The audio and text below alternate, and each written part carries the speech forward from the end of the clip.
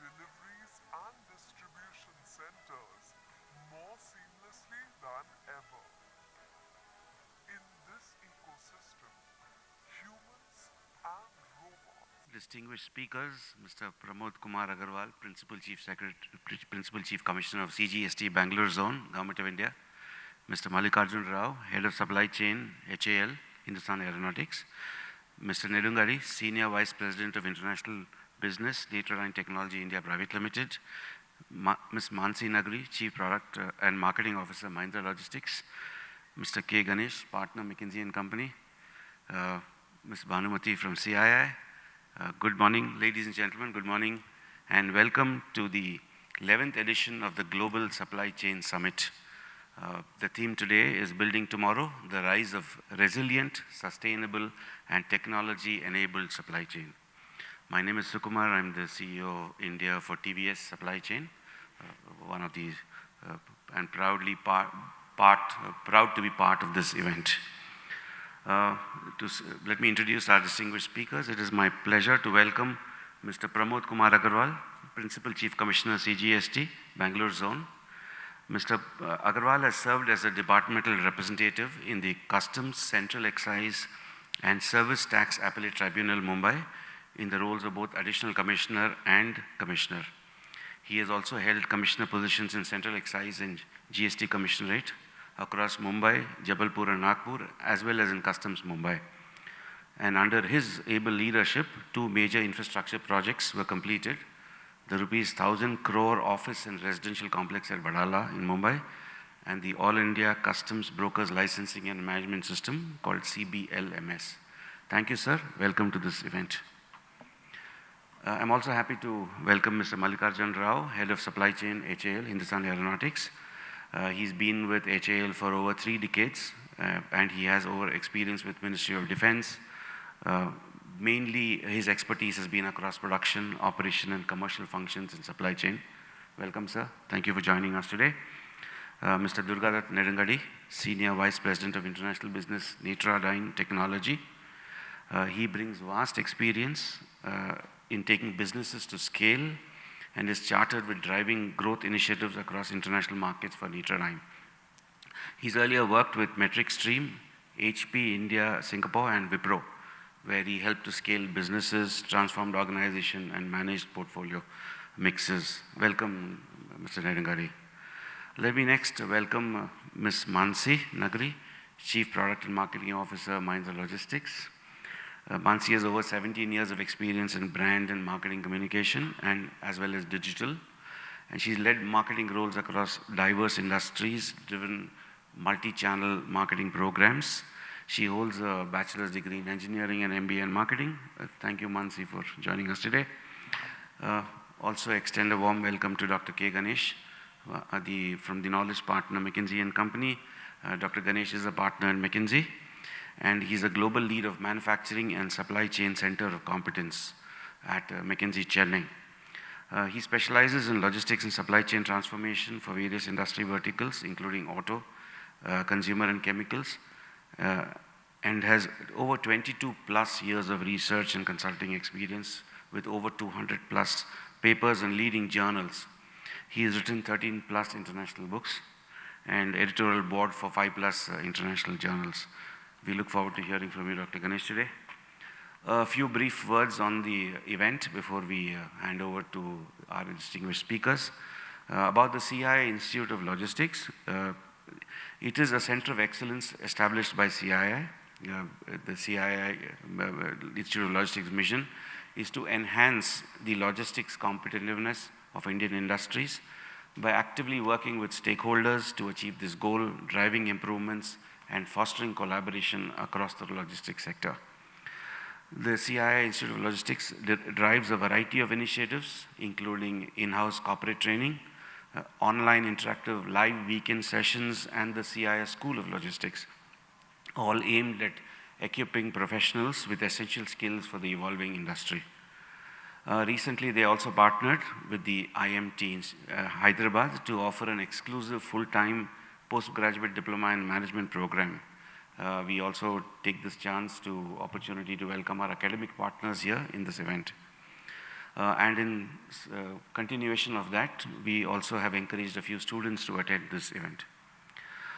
We also would like to thank the CII Institute of Logistics. We would also like to thank the industry for providing 360-degree insights, which has really helped to curate various programs designed to equip professionals and future talents, because this is obviously logistics and supply chain is what the drives the world. Upcoming events in the CII hosted by the CII Institute of Logistics would be the e-commerce supply chain on the 6th of November in this very same city, Bangalore, and the greatest gathering in the supply chain industry, which is the Supply Chain and Logistics Excellence Awards, which is called the SCALE Awards, which will take place on 29th November in Mumbai. I would warmly welcome and invite every organization to participate in this, because this has become the determining factor of logistics excellence in the country. A few words about this edition of the 11th edition of this global supply chain, which is all about building resilience and sustainable and technology-enabled supply chain. A lot of recent disruptions, various global crises, social shifts and legislations have highlighted the weaknesses of global supply networks. Supply networks are continuously required to be agile, resilient and sustainable. And a lot of forward-thinking companies aim to future-proof the supply chain by focusing on 3 pillars, and the biggest one of them all, the elephant in the room, which is improving technology. By 2025, the over 300 billion or close to 330 billion estimated Indian logistics market will lead in supply chain, sustainable supply chain solutions through GenAI or artificial intelligence, generative artificial intelligence, which can help to do things like detect and manage climate risks, ensuring operational continuity, and strengthening sustainability of these supply chains. Obviously, real-time data analysis, scenario planning, enabling firms, ensuring that customers are taken care of through closed-loop logistics, through tech-driven last-mile technology and critical inventory logistics to make sure that their business operations do not disrupt will be very critical. So this conference will attempt to answer, will try to address 3 key questions. What does it take for a supply chain to be resilient? And that's going to be the first panel that immediately follows this discussion. The second will be how to create a sustainable and environment-friendly supply chain, which is the panel after that, and how can emerging technologies enable supply chain and boost operational efficiency, and that will be the concluding panel for today. At this point, I'm going to hand over and request my good friend, Dr. K. Ganesh from McKinsey, to deliver the address on how to strengthen supply chain resilience. Dr. Ganesh. Okay. Very good morning, everyone. Very glad to be here. CII is always special, right? I think 11th edition, very, very glad to be here for 11th edition Global Supply Chain Summit, which is always bring the newness in the industry, right? So thanks to the CII, bringing the topic, bringing the newness, always covering the important emerging areas in supply chain. So very glad to be here. All the dignitaries and dais and the ladies and gentlemen, very, very glad to kind of be a knowledge partner for this Global Supply Chain Summit, right? I think today, so fabulous topic, right? How do we build for tomorrow?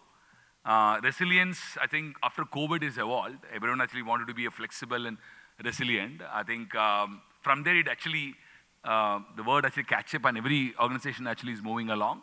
But there are a lot of definitions for resilience. We'll also get to know that today. And we actually kind of hear more on resilience on other topic. Then obviously sustainability is evolving not only in India, across the world. I think that's a fabulous area to focus to kind of well compete in the market. And third element is technology, right? So all the 3 are very, very critical topic for the last 2-3 years. I think we'll see what is the newness happening in these 3 topics. I think that's where building tomorrow, right? I think since I said building tomorrow, how many of you tried this quick commerce? Blinkit, iPhone, yeah? 10 minutes delivery iPhone, right? I think the Blinkit, Big Basket and Zepto, I think moving from an e-commerce to the new commerce to the quick commerce. I think that's where the organization are building the setting the standards to the next level, right? I think that's where we need to build tomorrow, right? How do we kind of reach the consumer? I know this is happening in the metro/urban, but I think soon it will happen in a semi-urban and probably rural as well. Connect to the rural consumer also not too far. I think that's where we need to strengthen our resilience, right? I think in the next 8 to 9 minutes, I'll probably talk about how do we strengthen our resilience, which is very critical for any organization. And because very competitive, super competitive, and if you want to deliver in 1 hour, somebody is delivering in 10 minutes. So not only the e-commerce, right? Beyond e-commerce, I'm actually serving multiple clients situation today. Everyone is thinking on these lines. How can I be a quick commerce organization, be it a B2B or be it a B2C, right? How do I move the needle there? That's where I think is happening, friends. So setting this context, I'll move on. I think you all heard from McKinsey last year, right? India's century. I think it's a global conviction, not only from McKinsey, it also from multiple organizations, right? If you test something in India, you can test anywhere, right? So that's where I think many organizations actually is kind of setting the agenda for India. India actually is a fabulous place to kind of grow and to test and pilot and so on and so forth, right? That is on the last year. What is this year? This year is, if you move again, this year is, we need a new playbook, right? We need a new playbook. Yes, India's century, obviously that is a global conviction, but we cannot stop there, right? We need a new playbook, we need a new formulae, we need a new Q-commerce or whatever it is, right? I think we need to kind of push the bar, and that's where, friends, these 3 elements are very important for India new playbook, right? One is clearly on the infrastructure. How do we kind of set the infrastructure? How do we set the technology investment, which is very critical. Every organization actually is now stepping back. Can I actually invest on technology? Can I figure out how do I invest on technology? While organization thinking on investment, how do I reskill, cross-skill my talent? Because today that is very important. To sustain, to grow, and then to take the technology to next level, I have a technology, but am I utilizing to the next level?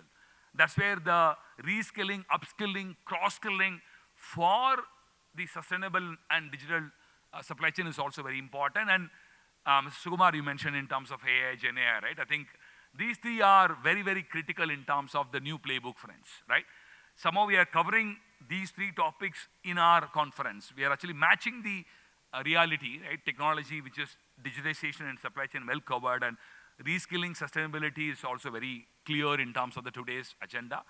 And obviously AI, GenAI, somebody will be covering in the 3rd session, right? So given this, probably I'll go deeper into it, right? So McKinsey did a survey. I think you all know McKinsey always famous for go and touch the people and understand what's happening in the world. We did a survey across all industry to kind of understand what is happening in these 3 elements, especially on the infrastructure, skill, talent, and so on and so forth, right? Our survey indicates, I think this is a very nice slide, the surveys indicate, so if you look at majority of industry are stabilizing the right infrastructure and the investment, right? They actually pump funds to kind of digitize. Not only auto, it's from chemicals, life sciences, and so on and so forth. I think maybe 1 or 2 industry you probably see slightly a downturn, but 80% of the industry are actually investing, setting the infrastructure to move the needle to digitization. So that is very clear. If you are not embarking the infrastructure investment decision on the digitization now, you are not competing the game. So that is very clear, right? Many organizations are embarking the journey. So given this, I know technology, everyone actually can embark. How do I actually catch up the talent? Which is very critical, right? I think that's where many organizations are focusing. How do I get a right skill? The digital talent, which is very important, the workforce. How do I train the workforce? How do I reskill, and how do I think through the capability of the workforce, which is also becoming very critical? And how do we establish center of excellence? Digital center of excellence, the data science team, the transformation team. You don't believe 6 or 7 out of 10 clients today, the user industries or service industries, setting up center of excellence. and they want to kind of have a dedicated set of people to run the show, to understand the technology, because most of the technology are plug and play, which may not work. It has to be customized. So somebody is needed to understand your industry dynamics to customize it, right? So that is very clear from our survey, right? And this is the important slide where, from the talent point of view, right, you see almost a great progress. How can I actually make it in-house? I can actually go for a system integrator. I can actually go on partner with someone else. I can actually acquire someone, etc., etc. But can I use my in-house people to kind of reskill and then upskill? That's where I think most organizations actually in the last 9 to 10 months, they are actually making a digital in-house talent. So it's important, right? I think how do we make our functional people to learn about AI, the low-code platform, no-code platform? That's all evolving today, right? This is what I think happening as a overall talent pool towards digitization. And if you are not there today, I think you should push the bar, friends, okay? Given this, how the GenAI is evolving, I think probably maybe take next 2-3 minutes to kind of figure out GenAI. Quick question to all of you. Will GenAI replace you? Yes? Somebody who was saying yes, please raise your hands. Yeah, I see few hands. Yeah, okay, I see few hands. Okay, yes, yeah. No. GenAI will not replace you, but the person who GenAI will replace you. Okay? If you're not going about GenAI, if you're not knowing about GenAI, you will be replaced. So, why it is important, friends? See, I think very quickly I'll give you, right? The y is equal to f of x mathematical model, but I think it's fine to touch the math sometime. If I look at the descriptive, explanatory in the past, there is a descriptive based analytics, right? So, F, I have to find out F. People have moved away from explanatory to a predictive. Why did it happen? I think everyone can do it. Any company can do it. Can I move from why did it happen to the what will happen? That is where predictive. Predictive is not still enough. I can predict stuff.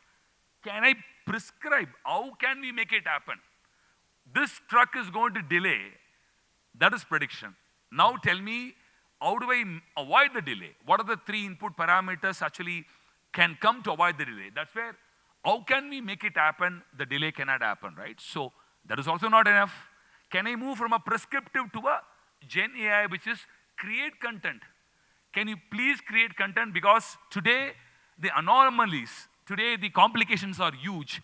I don't have a human, I don't have a time to kind of handle the prescriptive analytics-based decisions.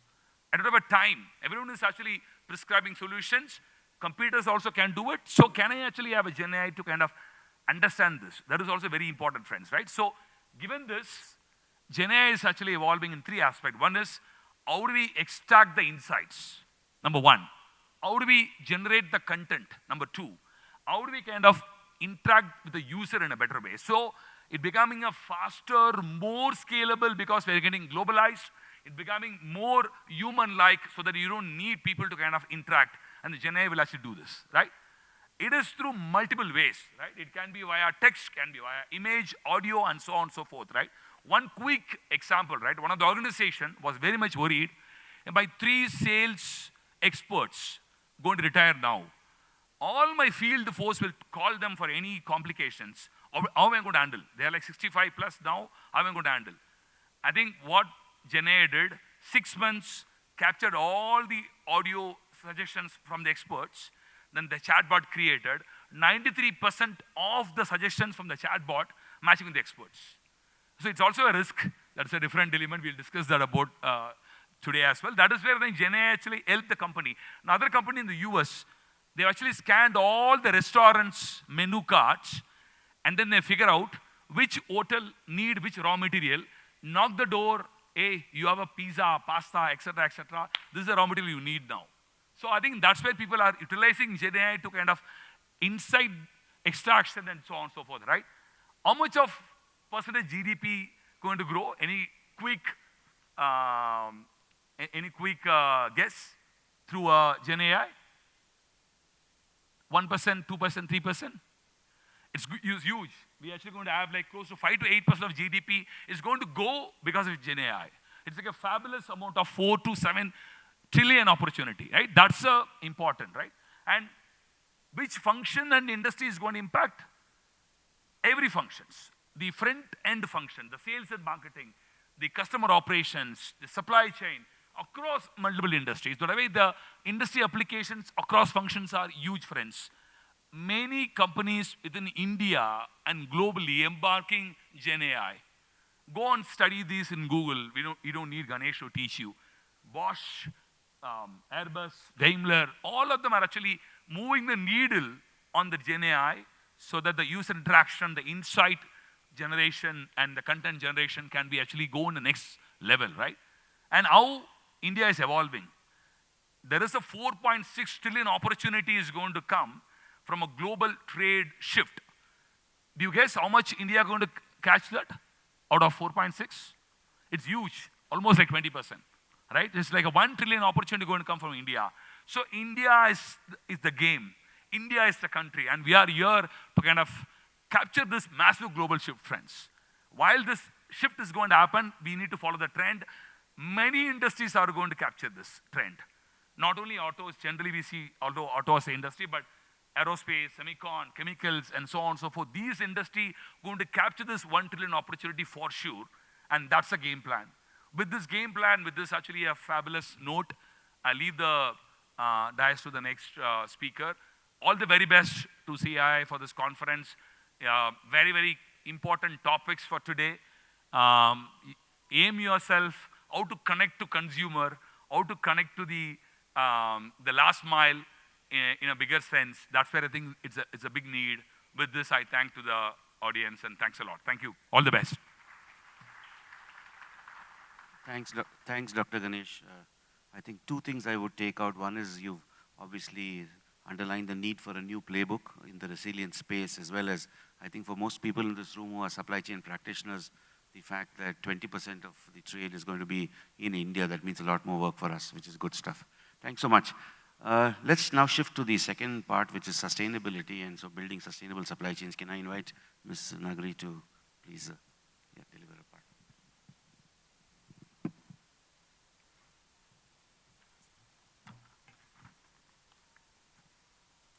Good morning, everyone. First of all, thanks to CII for building this inclusive podium, because I guess podiums generally are created and built for taller people, not people like me. So thank you so much for that. At least I'm visible here.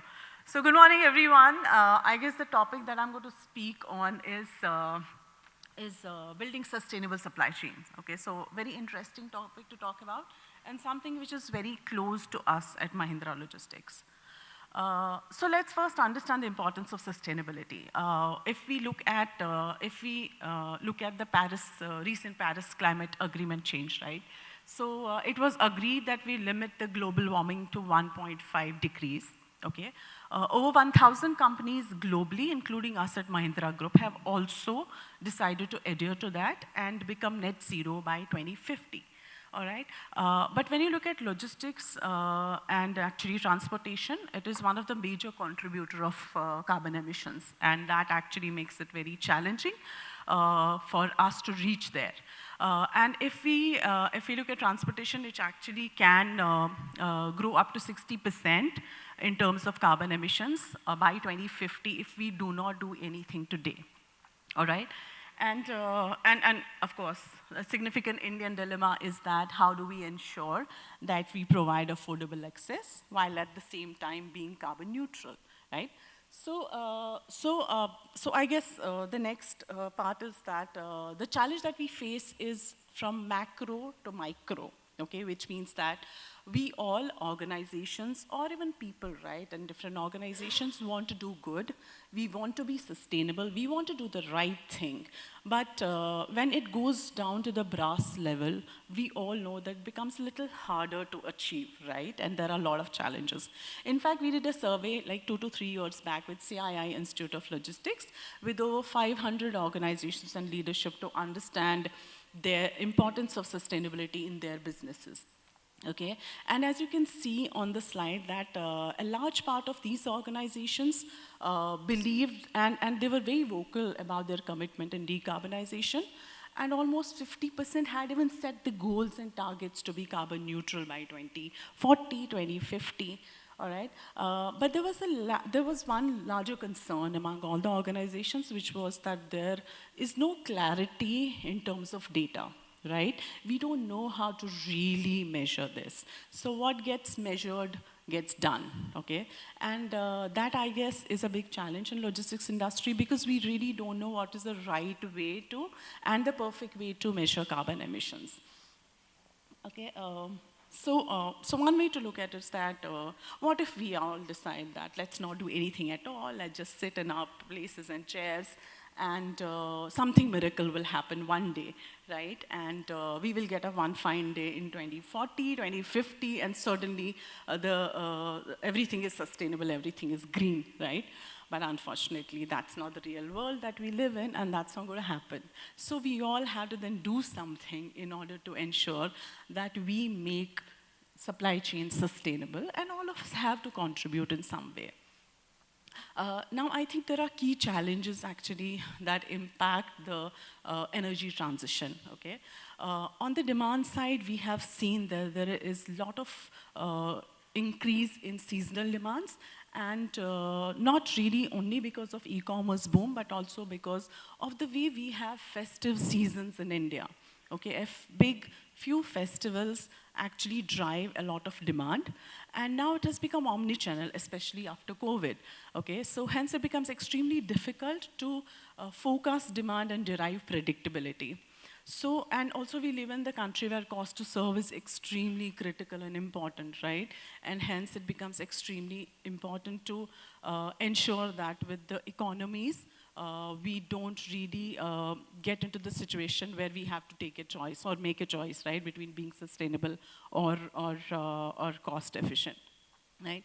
And while, of course, it's extremely great to see how tier 2, tier 3 cities are growing, and we all actually want to focus on that. Ganesh also said, right, that we'll see how it is getting into the tier 2, tier 3 cities in India. But we know that there are certain challenges that we face currently, and we will have to work a lot harder in order to ensure that we make supply chains sustainable till the last mile of India, all right?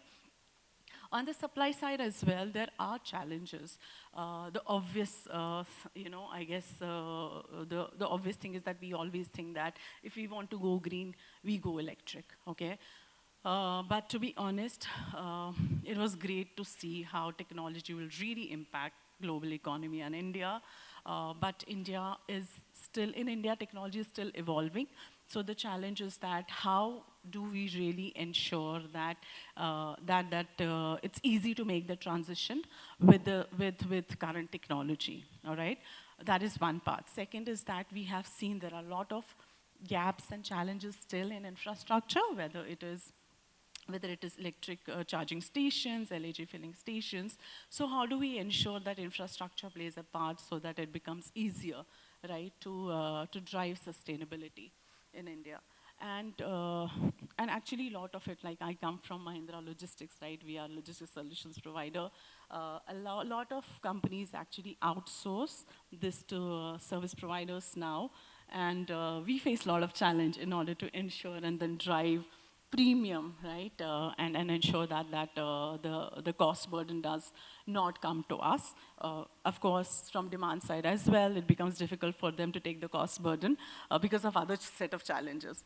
So the companies that we have been working with, okay, I guess they all believe and they all have set targets, goals for sustainability, but there are certain concerns, like in terms of how do we ensure business continuity, right? I guess that's one of the big concerns.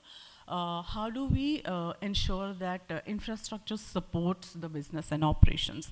How do we ensure that if we want to scale to electric or to other alternative fuels, okay, so how does infrastructure really support the operations? What if vehicle gets stranded somewhere in between the operations, right? And so all these are challenges, hence it becomes difficult sometimes, at least at the moment, right, to drive premium for getting green or being green, all right?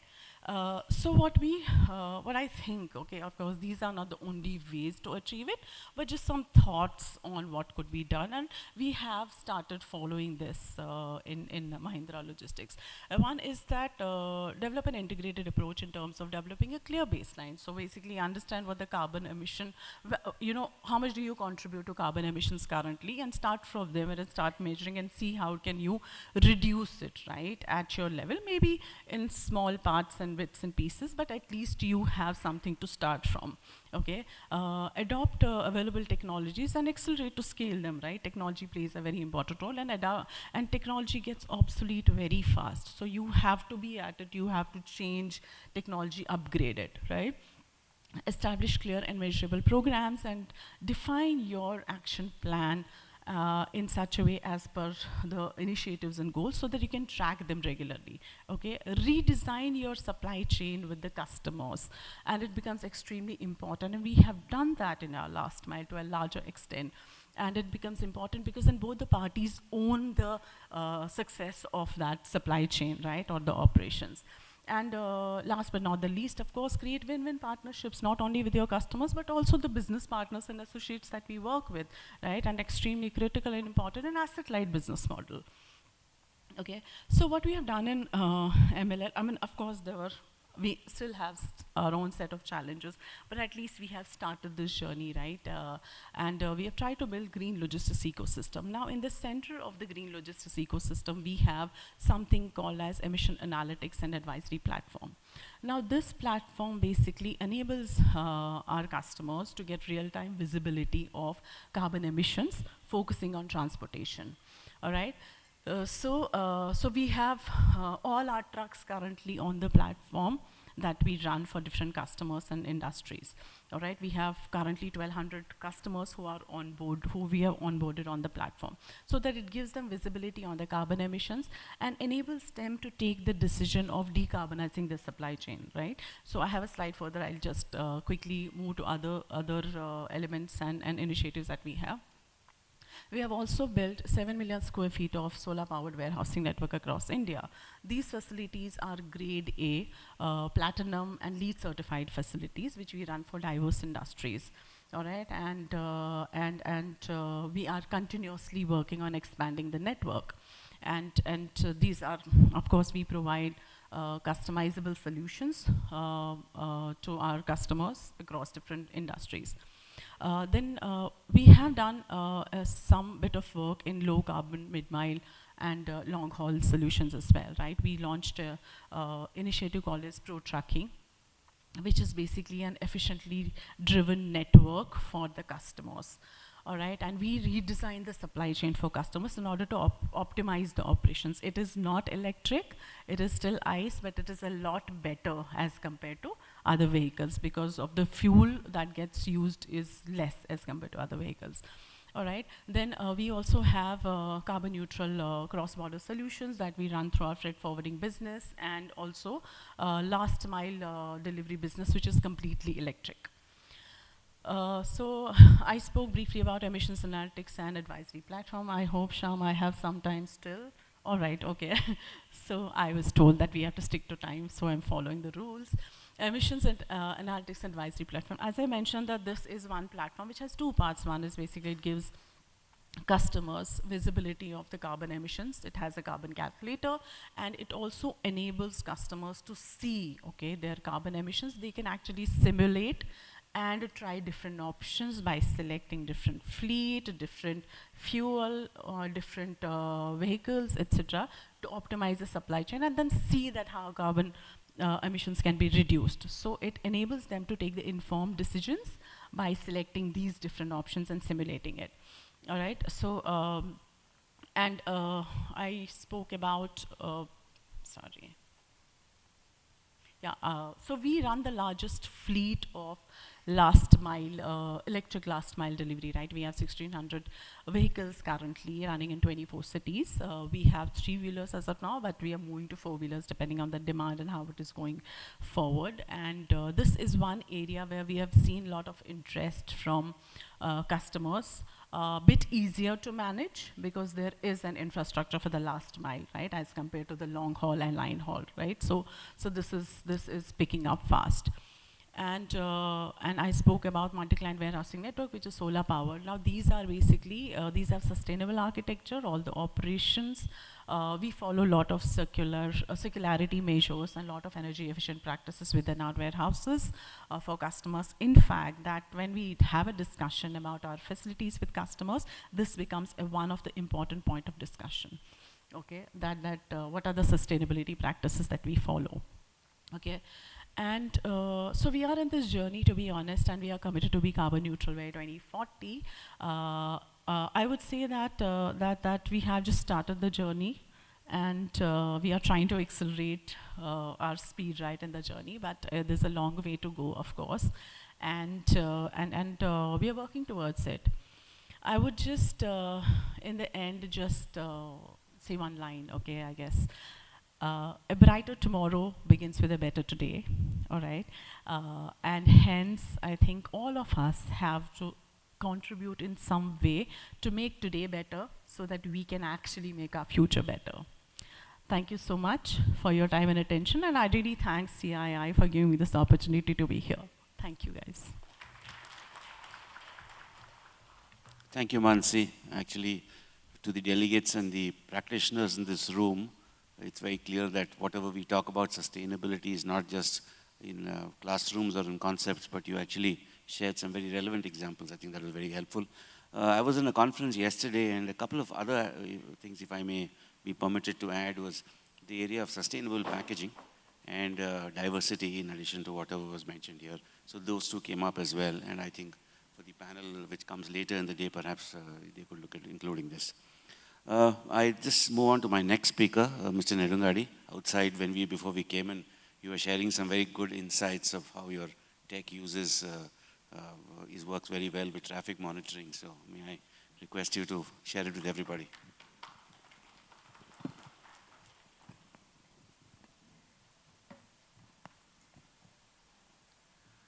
Good morning, everybody. And on behalf of Netrodyne, a huge thank you to CII for giving us the opportunity to be here. A lot of you would probably not be aware of who we are. We're a company called Netrodyne, and we are focused around driving improved road safety, vehicle safety, driver safety. And you would think, what is our role in a global supply chain conference like this? So let me try and break this down, right? All of you are supply chain practitioners, so I would be preaching to the choir if I said that logistics forms the core of supply chain. And if I were to look at one weakest link within the whole logistics sector, it would be, and I'm saying, I probably invite controversy when I say this, but I would say that it's actually drivers, the way they drive, and because of that, the accidents that happen on our roads today, right? And at Netrodyne, our mission actually is twofold. One is obviously reduce accidents, and the second is actually, as a result of that, to save lives, right? I'm going to just, take a piece from what Dr. Ganesh mentioned, right? And he talked about the evolution of commerce to e-commerce to quick commerce, right? And if you look at the impatience today that a customer has, right? And you translate that to what it impacts from the perspective of the driver, right? Imagine the pressure that to deliver in 10 minutes or 8 minutes or 7 minutes is putting on the driver at the last mile, right? That translates to pressure on the driver who's actually got to deliver goods on the middle mile. And that translates to pressure on the guy who's actually doing the long haul, right? So it's an incredibly cumulative situation that we are seeing. And with this increased pressure comes a lack, and especially in our country, where there is a lack of understanding of road rules, of understanding safety processes, it results in what we are seeing today. In today's world in India, we have the equivalent of two plane crashes, I believe, every day in terms of fatalities on the road. And you know what happens when there is one aeroplane crash, how much noise gets created. But today we tend to ignore what is happening in our country on a day-to-day basis on the roads. So for us, this really is the problem that we would like to use technology to solve. The good news, however, and I'm going to just skim through a lot of these slides because, as I'm very conscious of time.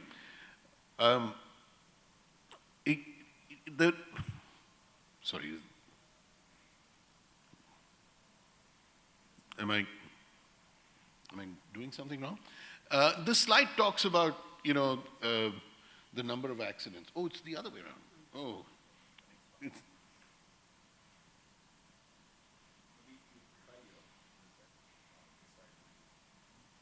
No, I think the PC is there. Never mind, let me just talk this through, right? The fact of the matter is that there is data which shows that, can you go to the next slide, please? Oh, great. From a supply chain perspective, here is data which shows you the enormity of the socioeconomic loss which we face due to road accidents, right? And this is split up into the fatals, the non-fatals, the serious ones, and the non-injury ones. But obviously, there is no real value that you can put to a human life, right? And that's not what the slide is intended to do. But the fact is, when you translate this to an economic scenario, it subtly hits you as to how much we're actually impacted by road accidents today. Can we move? Oh, thank you.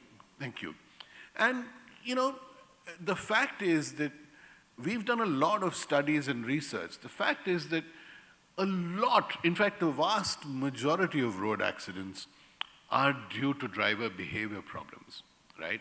Whether it is negligence of road rules, whether it is drivers actually falling asleep, whether it is drivers being fatigued, whether it is drivers being distracted by talking on the phone, right? All of these are actually contributing to the vast majority of accidents. And we've just taken oil and gas fleets as an example here, right? And they carry the most hazardous, most inflammable goods, and they're the most dangerous. But we just took that as an example. It applies to everybody. Thank you. As I said, driver behavior is the moot. And the fact is, if we can change this driver behavior, 90% of accidents could be avoidable, right?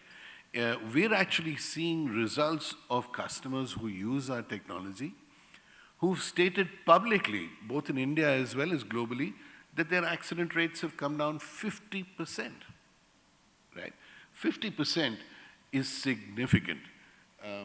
Sorry, can we go on? And what we basically do is to use a combination of camera-based sensors as hardware, analytics algorithms using AI, right, which are able to detect, whether it is externally on the road, things like road signs, stop signs, following distance, collision, time to collision, or whether it's an inward camera looking at the driver who monitors whether is he wearing a seatbelt, is he talking on the phone, is he drowsy, is he fatigued? And whenever there is an infraction on any one of these, the first thing that happens is that there is a real-time in-cab alert, which then allows the driver to take corrective action, right?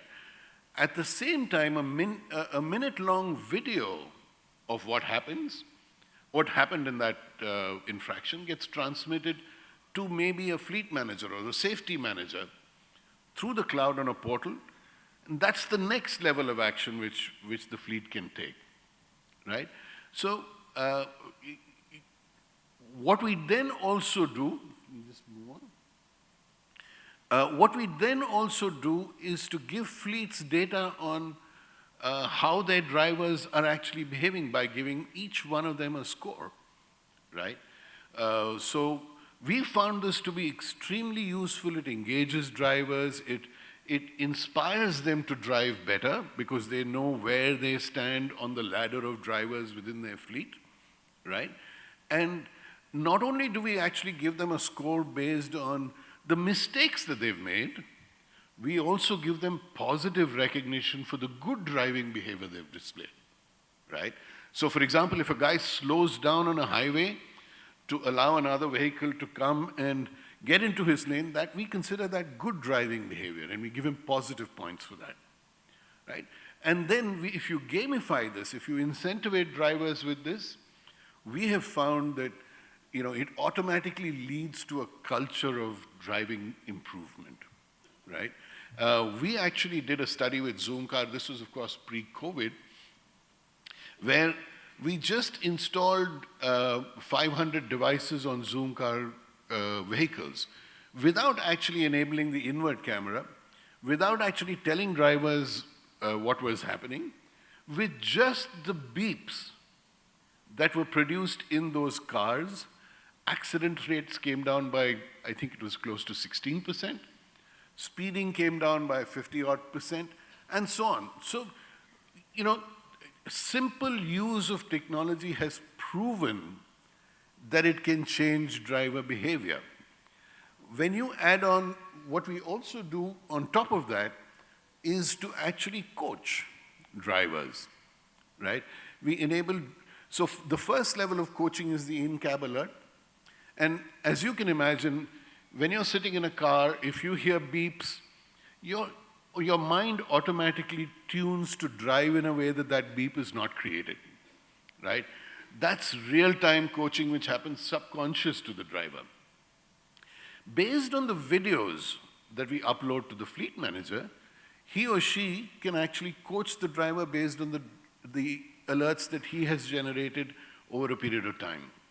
And finally, we have automated coaching, which means that, if the driver has a driver app on his mobile phone, every week he will get sent a couple of videos of what he actually did, and he'll be told, look, these were 2 infractions that you made. If you had not made these, your score would have been X. Your fleet drivers have an average score of Y. Your best score in your fleet is Z.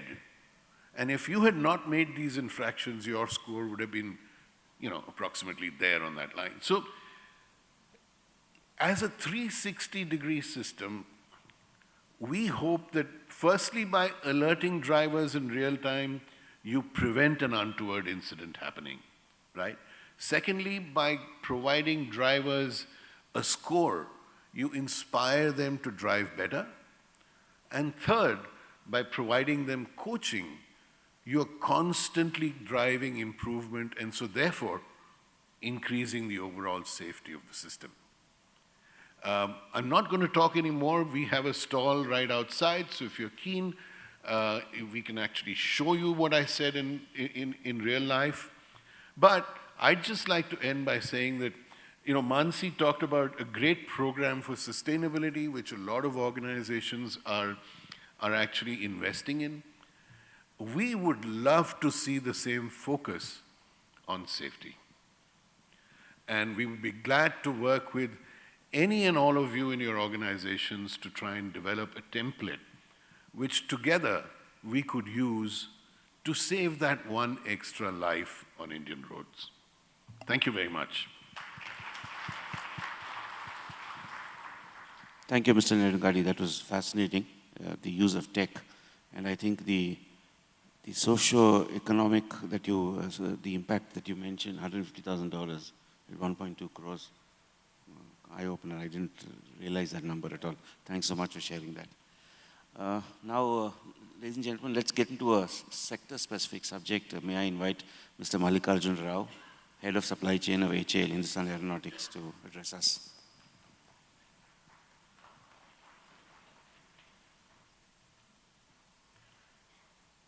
Yeah, good morning, ladies and gentlemen. Actually, First of all, I would like to appreciate CII for conducting this event in Bangalore. The earlier speakers, what they have spoken, you would have seen already, but ours is a aerospace and defense industry. What HAL is manufacturing, you're all aware, and how it is the position and all in India, you're all aware, and all you might be seeing in the papers. Okay, but despite all this, HAL is also facing a lot of challenges in supply chain. Okay, though it is not related to, I can say that this exactly logistics angle, but it is related to the material availability, particularly due to the COVID you can take, or you can take the current geopolitical disruptions. Okay, we are also facing a lot of challenges in supply chain to get the materials and to supply to our Indian Air Force, as well as, okay, though we are starting the exports very minimal, but in the future footprints also will be there for the exports also by HAL.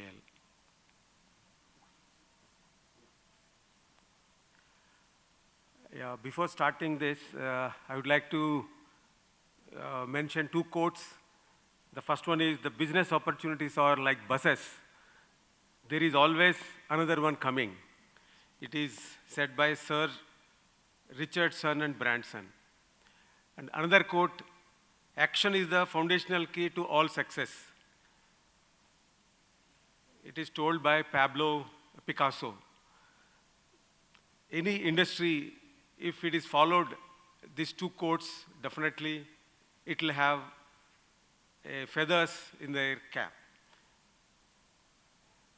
Okay, though you are all aware of HAL, what is the business and all, okay, quickly I will glance through and what is the challenges, what we faced in supply chain at HAL also, I will glance through today in the today's as a topic. You're all aware that HAL is 29th largest aerospace defense company in the world, and we are touching 30,000 crore plus turnover. And HAL has got pan-India, 20 production centers, 10 R&D centers, and HAL is also having a lot of MRO, means maintenance, repair, overall facilities also we are doing, along with aircraft production and engine production. And it is, the locations are all there, where from starting from Kasaragod to Kanpur, okay, across India. Okay, so we are also, the locations are made based on the requirements of HAL. Accordingly, the production facilities are established. The various products and services, what we deal with is the fixed wing platform and rotor wing platform, and unmanned aerial vehicles, and aero engines, and avionics and accessories. Okay, depending on the requirements only, we are also progressing according to the requirement of our Indian Air Force. And besides that, we are also supporting the ISRO allied operations in the various operations of the ISRO. The current operations, okay, though it is all available in the HAL website, I will quickly run through. See, we are manufacturing fighter aircrafts, Sukhoi, and light combat aircraft Tejas, and civil variants Dornier, and military variant Dornier also we are manufacturing. Some trainer aircraft we are manufacturing HTD-40, and in the rotary wing side, we are manufacturing light utility helicopter, light combat helicopter, and advanced light helicopter, and Cheetal. Besides this, we are also having repair overall of several aircrafts. All these aircrafts we are manufacturing it, okay? And the current operations, engines also is one of the major requirement in India required. And we are manufacturing the Sakti engine, and Garrett, and the L31FP, and Toast engine we are manufacturing. And besides this, several TOT also, we are taking it from various industries like GE and all, and you might be hearing in the newspaper also. Besides this, we are also manufacturing the several accessories, because many avionics related things we are manufacturing, and computer related, and fuel system, mechanical system also we are manufacturing.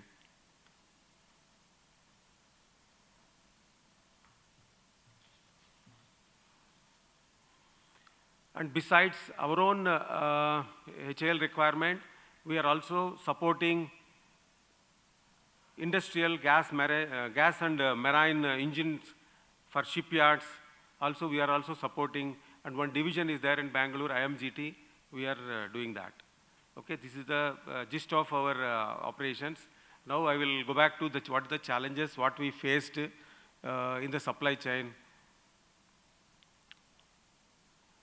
Everybody is aware that pandemic, COVID-19, in one of the major issues it created, not only to HAL, it is entire ecosystem of supply chain ecosystem has been disrupted.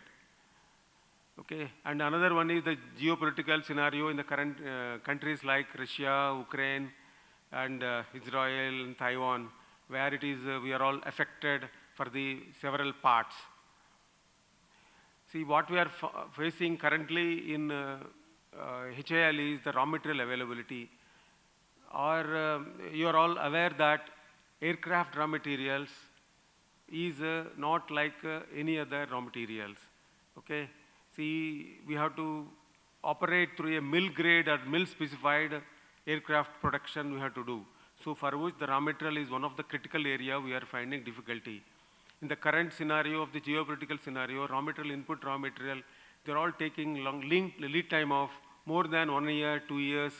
The mills are not supporting. And in India, these mill spec raw materials are very minimal.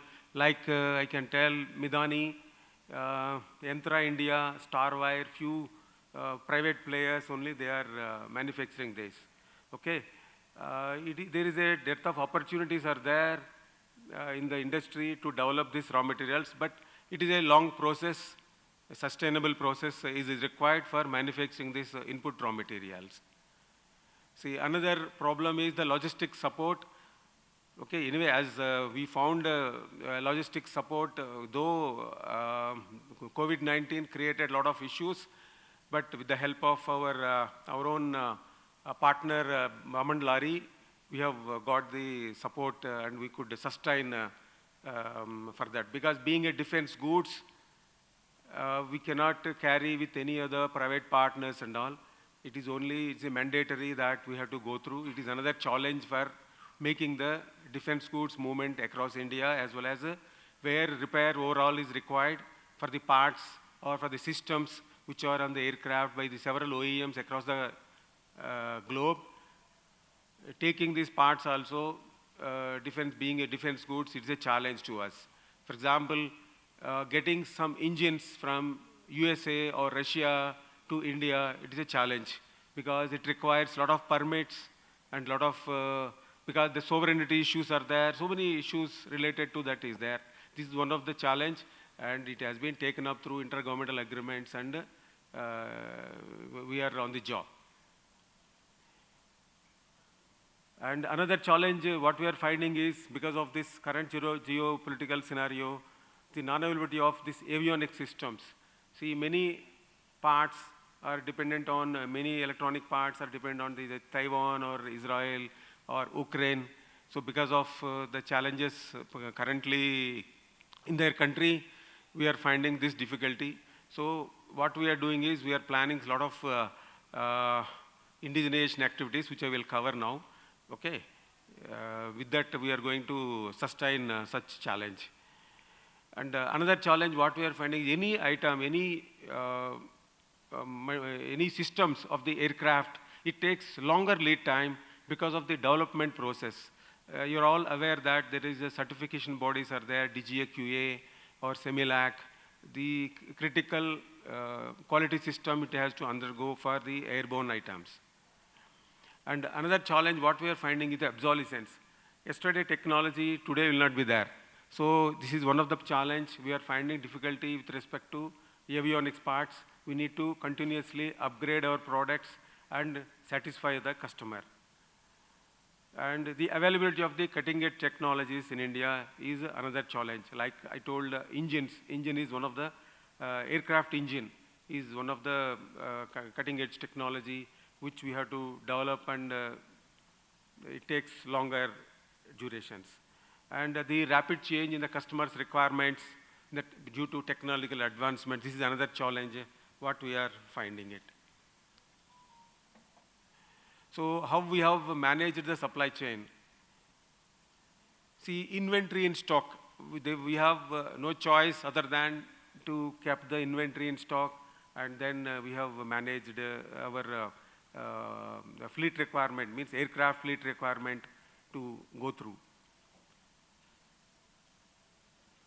And we have empowered, means the company as a policy, we have empowered all our procurement divisions to procure up to 5 years requirement through long-term business agreements or staggered deliveries. So inventories are also getting built up due to this action.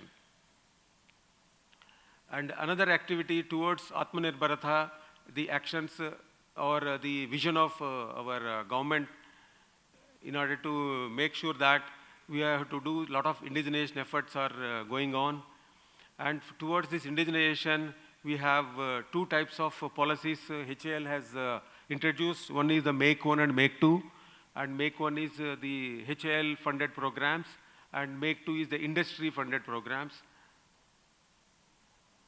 The initiatives towards Make in India, what we have taken is the Make 1, as I already told, that it is a HAL funded requirement.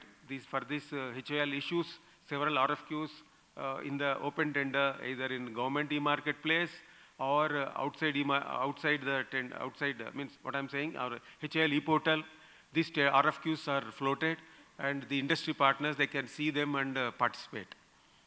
And another one is the Make 2, that is industry funded. Okay, in this particular case, there are, I can say that in MOD website, if anyone pass through, there are nearly 2,500 plus parts are displayed in the MOD website. You can see, we call it as a positive indigenization list, PIL it's called. See, government has mandated that these parts we cannot import after certain period of time. It means an embargo has already been given for these parts, maybe 2025, 26, they are given for like that. Accordingly, 5 positive indigenization list government has specified. Out of this, HAL role is around 500 plus parts HAL has to do that. Okay, currently HAL has issued several RFQs are also with respect to this positive indigenization list. Okay, it's an opportunity to the industry partners for developing alternate source. And there is another Srijan portal. It is a defense portal. We can watch there. Okay, there all the items which are to be indigenized locally. Earlier we were procuring from foreign supplier. Okay, now it is mandated that we have to purchase through an Indian ecosystem only. We have to do that. Okay, so 30,000 plus are already there in the website, but HAL itself is around 26,000 parts we have already included, and HAL has done nearly around 8,000 to 9,000 parts already we have indigenized. Local supply only it will be done, and some RFQs also we have issued, and some 2 RFQs we have to issue. For this, I request industry partners, you can visit this website, and then you can select which part which your industry can manufacture this part, and then the division, contact name, everything is given in that portal. Okay, so that you can approach, you can show the interest, and you can get that, earlier I have told that there is a Make 2 policy. Okay, you can, industry can fund, develop it. There is an obligation to purchase for these parts on HAL, okay, which will help industry as well as the HAL, both sides for flourishing. This is what Srijan portal, how it looks like. And it's an opportunity for the private partners. And more than 26,000 parts we have uploaded by the HAL.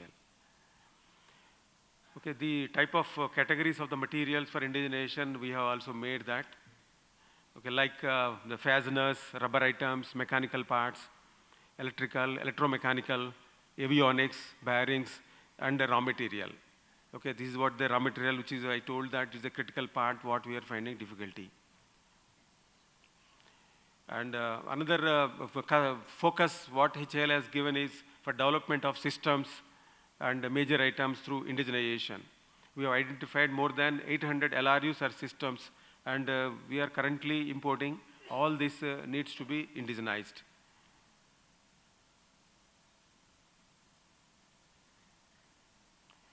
Okay, our challenge is we have to build now the ecosystem through outsourcing. Already we have done for 2 programs of our aircraft programs. And one is the major business partners see how the aircraft is made into several parts. HAL has taken the role of lead integrator, and we are giving the subsystems to various business partners, and we are getting it. This ecosystem is making our supply chain very easy, and the lead time also is reduced. See, currently HAL can manufacture more than 16 aircrafts per annum, depending on the category of that. And the LCA, this light combat aircraft also, we have given to our various business partners based on the systems. Okay, another HAL has taken a policy decision that we wanted to develop a dual sourcing. Dual sourcing means the same critical parts are there. See, you are all aware that HAL gives only L1 or something like, okay. Now it has been decided that not only one partner, it will be distributed to the several partners depending on the critical technologies. So this is another policy we came out. Okay, before closing this, I wanted to end with this. Sloth makes things difficult, and industry makes all things easy. Thank you all, and thank you CII for giving this opportunity to me. But though it is a different topic than the logistics angle, but supply chain, the word supply chain, though it is there, always a demand and supply, both are linked with each other, and material availability for the requirement is always important for the industry, either not only aerospace, any industry to nourish, material is always important. Thank you. Thank you, Mr. Rao, for a very nice case study. I must also let you know that as practicing logistics practitioners, the logistics has gone beyond logistics to supply chain solutions and being part of a global network. So I think this was very helpful. Now we come to 2 very critical or important events for today. So I am going to request our guest of honor, Shri Pramod Agarwal, Principal Chief Commissioner of CGST Bangalore Zone, Government of India, to first release the publication of CII Institute of Logistics in McKinsey on strengthening supply chain resilience, and then to also deliver his address. Sir, before you, I think you need to release this. Yeah.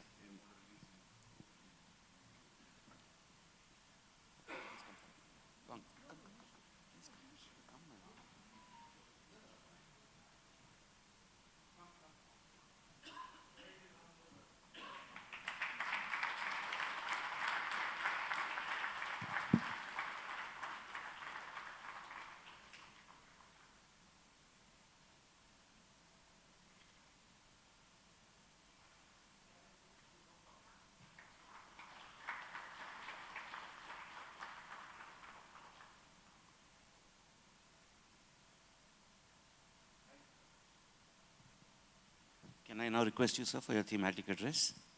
Can I request you for your thematic speech now? Yeah, thank you. And just to let you know, ladies and gentlemen, this will be available Soft copy will be available on the CII website.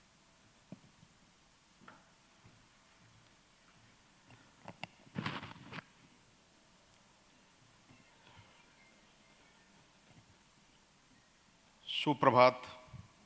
Good morning, India. Suprabhat, Bharat.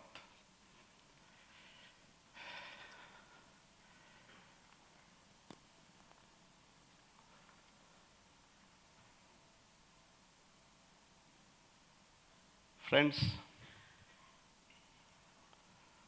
do you consider customs or central GST as one of the major stakeholders in logistics?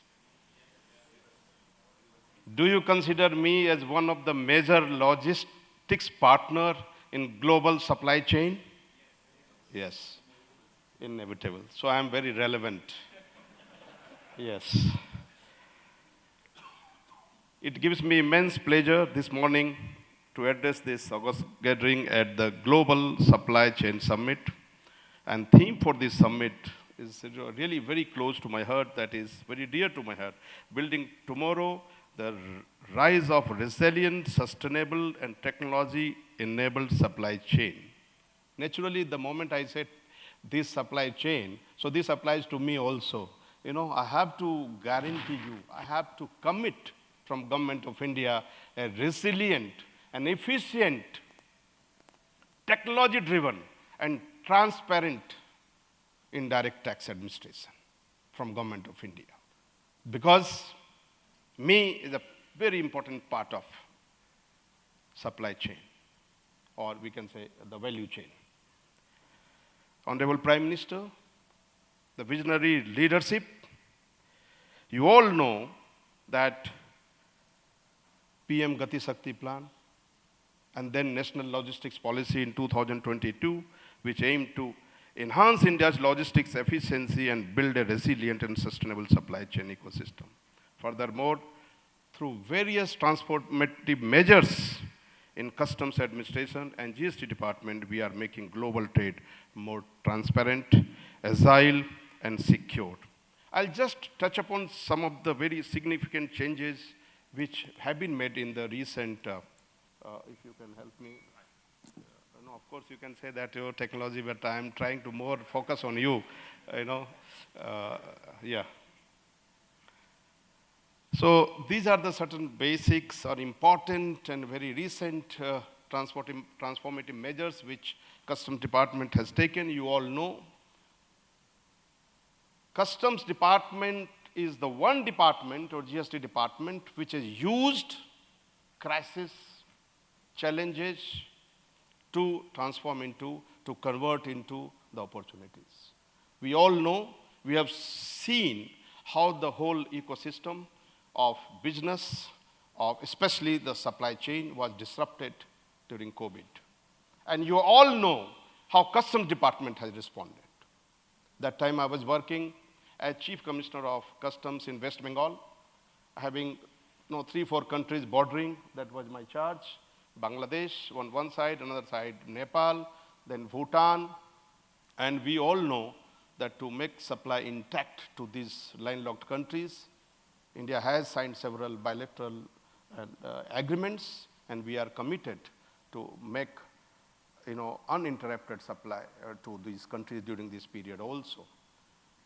And I'm proud to say, not a single consignment which came through at Calcutta port that time, or at Calcutta airport, air cargo complex, was even released much lesser than the normal time we had taken, much lesser time. And then we moved to a paperless, contactless customs. We call it Turant customs. We call it faceless assessment. You must all be aware. Friends, we evolved through you. We evolved because we made you a center point. And came called Turant customs.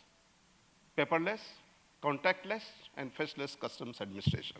Then we came to a dashboard, ICE Dash, which reflects daily customs clearance times of import cargo and various ports airport and helps business in comparing clearance times across ports and thus plan their logistics accordingly. This is a very important ICE Dash thing. Then we said ICE Track. Various technology we also try to use. We try to evolve. And because, I'm telling you that I'm very important part of your supply chain and value chain. And then we moved into ICE Track that facilitates tracking of import and export documents, duty calculation, duty calculator, GST and inquiry, information pertaining to Customs Act and notifications for the trade, QR code validation feature for EDI system generated PDF copies of import and export documents. You can track, you can print, you can know where you can plan your logistics accordingly. Then e-Sanchit, that I told you that paperless, we don't require any documents physically. There is a wallet created in our IceGate system, which we are merging now with IceGate and our own system that we call it Customs for ICE system. We'll be merging one system for the officers, that is for us, and one same system for you.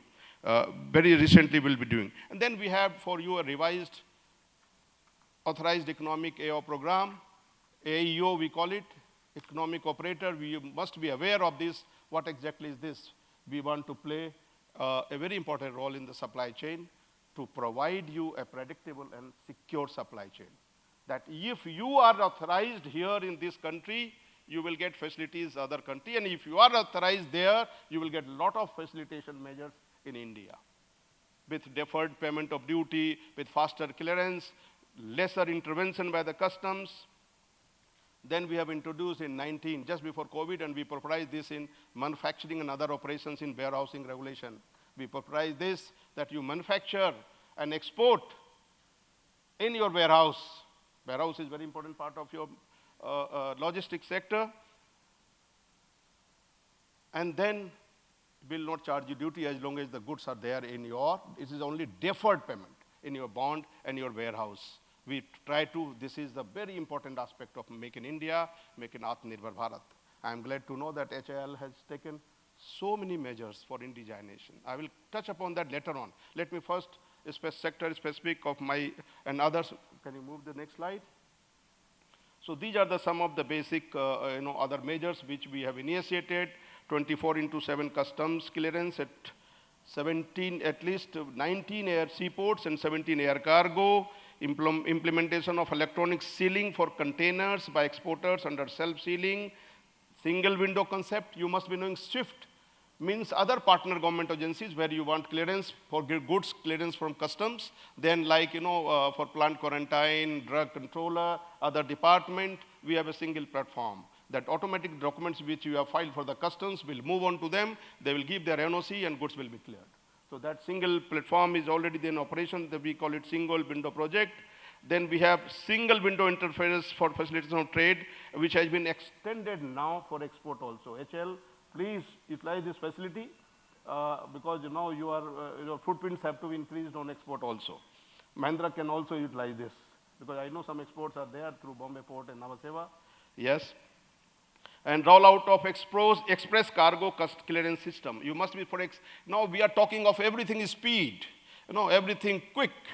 We are talking here, so we have, especially in air cargo, we have carved out and we call it express cargo clearance system in air cargo. We have introduced as the major air cargo in Bangalore also it is in operational. First we operationalized in Bombay, then Delhi, Calcutta, now Bangalore also ECCS is working. Then facility of deferred payment, already explained you, relaxation of insurance cover, bond, next, already it is there. Adoption of digital signature, amendments in warehousing provisions for introducing record-based controls, and reduction of mandatory documents, as I told you. Now we have only 3 documents you have to file for customs clearances. Now GST in turn has also, we have tried to, you must be knowing GST is really a revolutionary measure in this country. In 2017, several transit points, checkpoints have been removed. And that here we have played important role to redress, to really quicken the faster movement of the goods and transit times across state borders. And really we have made it possible through economic measures, through tax measures, one nation, one market. We have created, and really this is a very important part where we have played in the supply chain in this country. Then cost-efficient logistics, because we have prevented cascading effect of taxation, GST. Then promoted centralized and strategic warehousing. You can centralize anywhere in the country now. You need not have a Bhiwandi warehouse or here in somewhere near Bangalore. Bhiwandi must be knowing, those who are aware of Bombay. And then they used to take from Bhiwandi because that time they used to store away from Mumbai. Now there is no need. You can store anywhere. We had centralized any place in the country. One nation, one market. So this has reduced the inventory cost. Have I played important role or not? You tell me. In GST supply, in supply chain. And we have introduced, of course, simpler tax compliance. People say yes. Of course, there are some technical issues, but earlier we used to have VAT and so many things, sales tax and central excise and service tax, so many additional taxes, cess and all. At least now only one compliance on one portal. Everything is technology driven. And then authority of advance ruling, madam. We have both in GST and customs. For certainty and predictability of the tax administration and tax behavior to your community or to your service, we have provided advance ruling authority mechanism, both in GST and in customs. In customs, you must be knowing there are two advance ruling authority in the country, one based in Mumbai, who looks after southern and western part, and one in Delhi, who looks after eastern and northern part. Similarly, every state has advance ruling authority in GST. Today, we look forward to building tomorrow's supply chain, as we have seen, Global Supply Chain Summit, and I will now touch upon, these are my specific area, but there are some which are very dear to my heart. I was speaking very, very carefully and very patiently, all the speakers from organizations. Ms. Mackenzie Ganesh spoke, that yes, we have to have we have to strengthen resilience.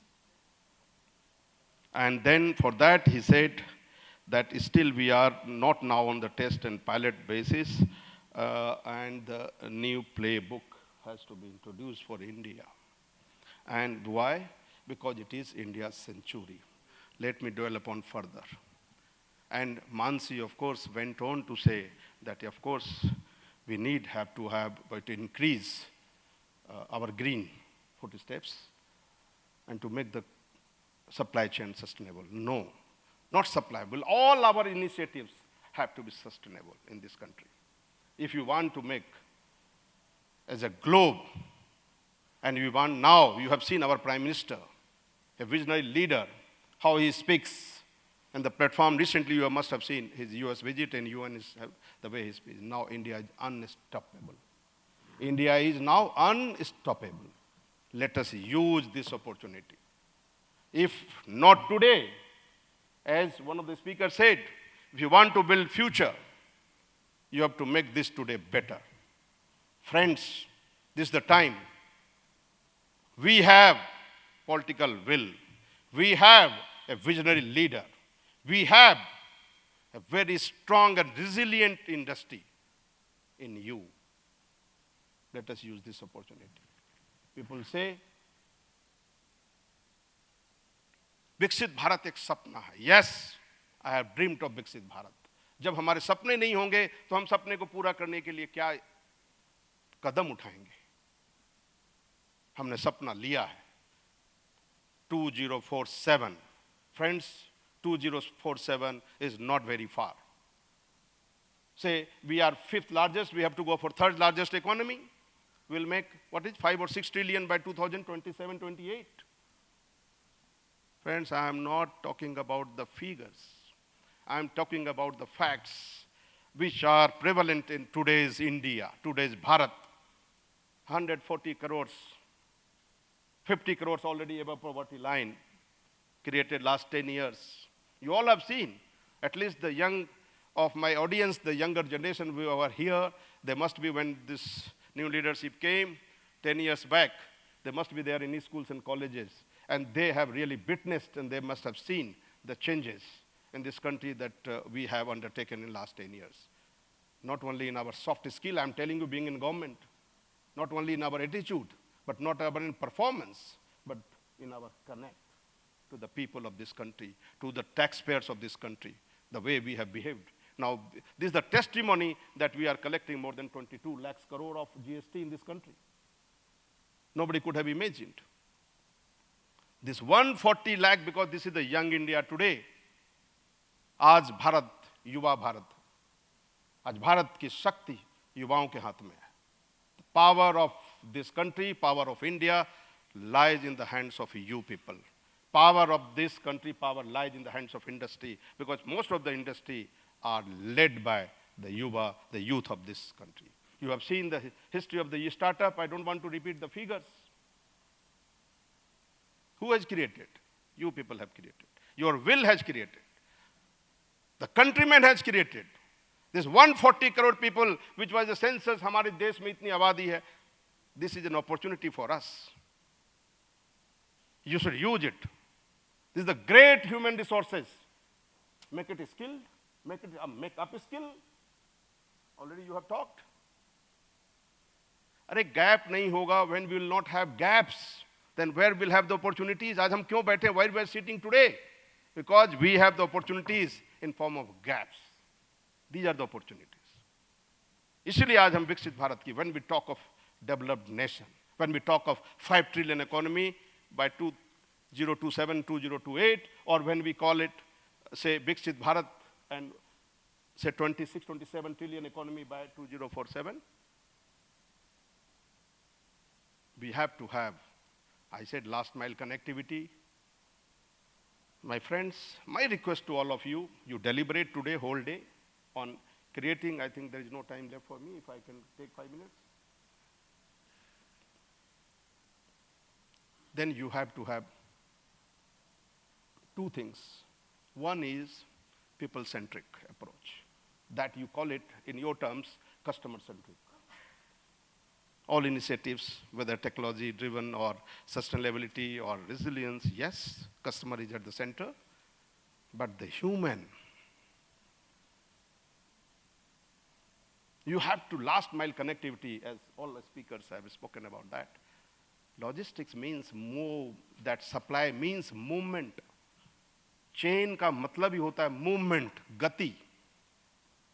Reach out to the last people of this country.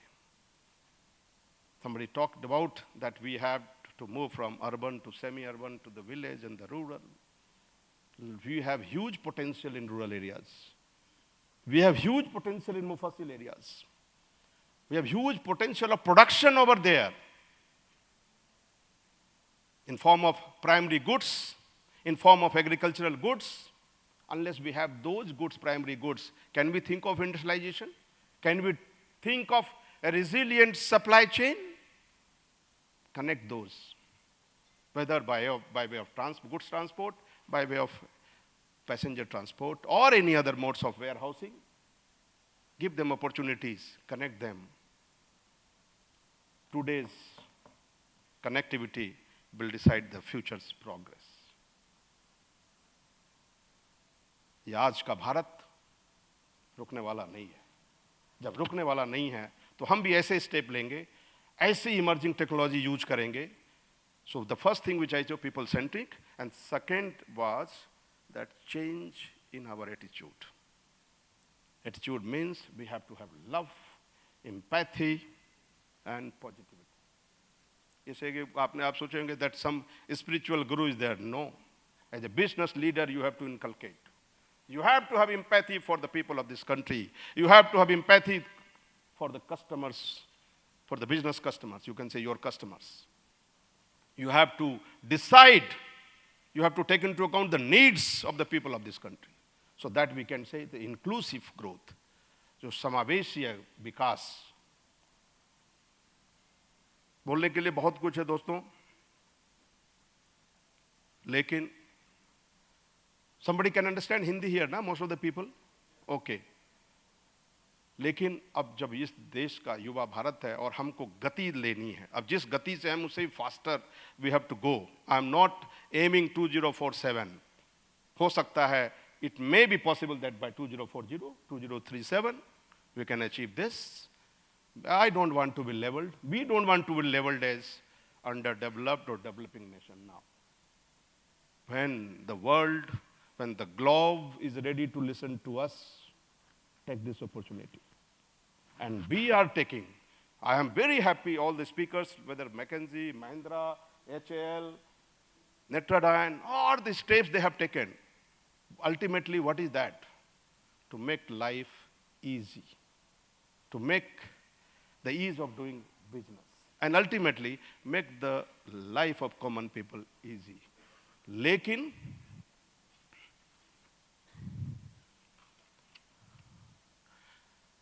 हम रुकेंगे नहीं. क्यों नहीं रुकेंगे? हमारी कुछ, if I conclude by saying 2-3 lines in Hindi, कि अब जब हमारे पास अवसर है, अपॉर्चुनिटी है, हम क्यों नहीं अब रुक पाएंगे? अब क्यों हम थोड़ी नींद भी नहीं ले पाएंगे? तो रामधारी सिंह दिनकर की शायद ये पंक्तियां हैं, हिंदी के बड़े मूर्धन्य कवि हैं. नींद कहाँ उनकी आंखों में, नींद कहाँ उनकी आंखों में जो धुन के मतवाले हैं. गति की तृषा, desire for motion, desire for more, a resilient this global supply chain. गति की तृषा और बढ़ जाती पढ़ते पद में जब छाले हैं. हमारे पास जब चैलेंज होता है तो we spring and we come with more energy, more vigor. Let us come together, make India, make world a better place to live. Thank you very much. Jai Hind, Jai Bharat.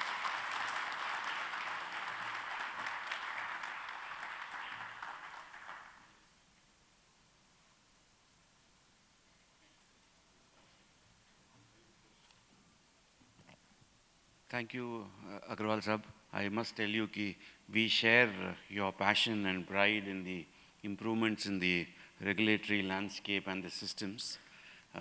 Some of the things aapne jo bataya tha, that we at TVS Supply Chain, I know we take advantage of the FTWZ policy. We have customs bonded warehouses, so we have actually, and our global forwarding business also links up with some of the systems that you mentioned over there. So thank you so much for that. With this, we come to the end of this session, and before we wrap up, can I request another round of applause for our keynote speaker and the rest of the panel.